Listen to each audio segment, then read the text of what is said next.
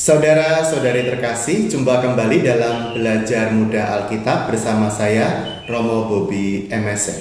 Hari ini kita akan mendalami Lukas bab 16, bab yang sangat menarik karena di dalam bab itu ada perikop-perikop yang berbicara mengenai kekayaan.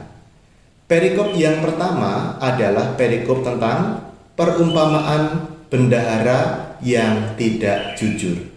Di sini mungkin kita bingung kenapa kok orang yang tidak jujur itu sepertinya dipuji.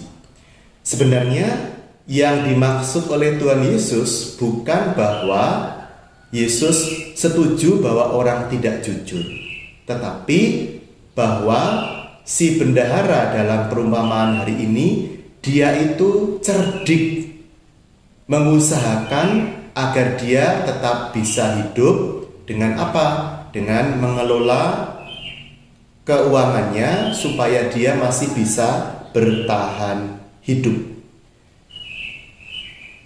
Dikatakan di ayat 8, lalu Tuhan itu memuji bendahara yang tidak jujur itu karena ia telah bertindak dengan cerdik.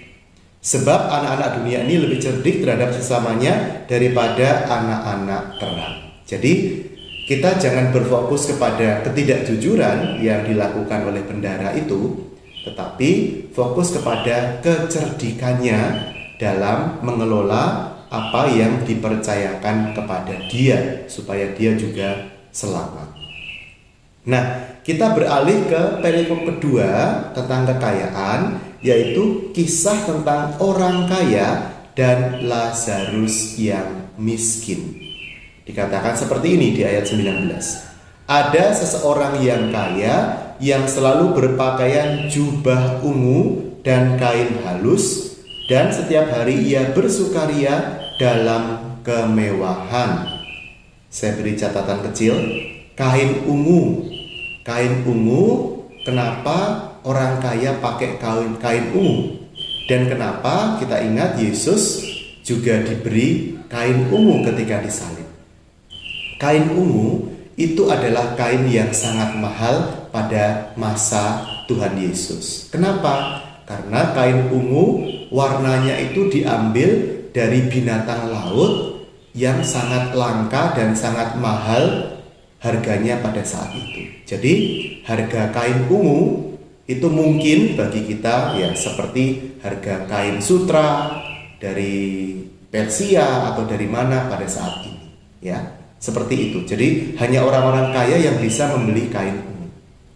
Kemudian ayat 20. Ada pula seorang pengemis bernama Lazarus, badannya penuh dengan borok, berbaring dekat pintu rumah orang kaya itu dan ingin menghilangkan laparnya dengan apa yang jatuh dari meja orang kaya itu.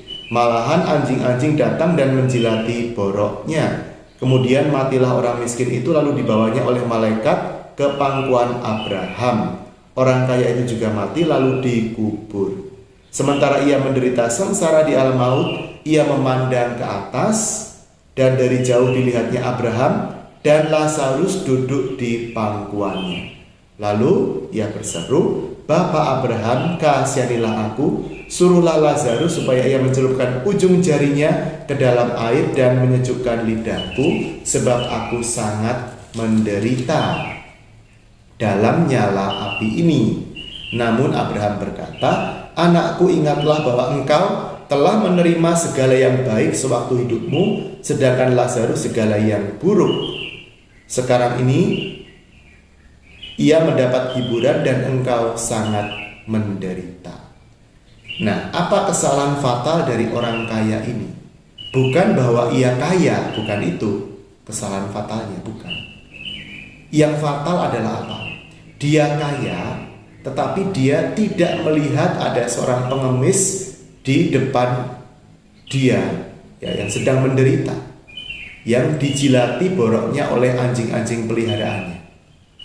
Jadi dia tidak peduli pada orang-orang miskin. Itulah kesalahan yang fatal yang dilakukan oleh si kaya ini.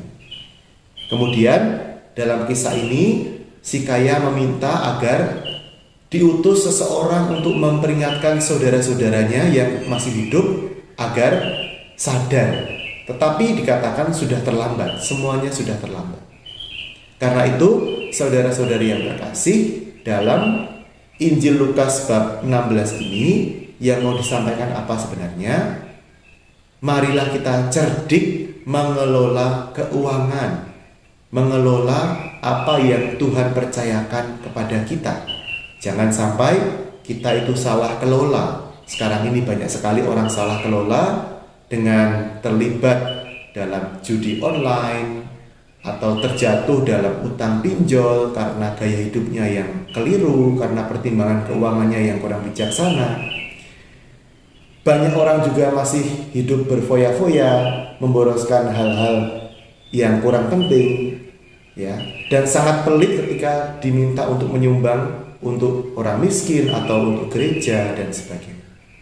Mari kita mencoba untuk menjadi bendahara yang cerdik. Mari kita berusaha untuk peduli pada Lazarus yang ada di sekitar kita. Terima kasih, semoga bermanfaat.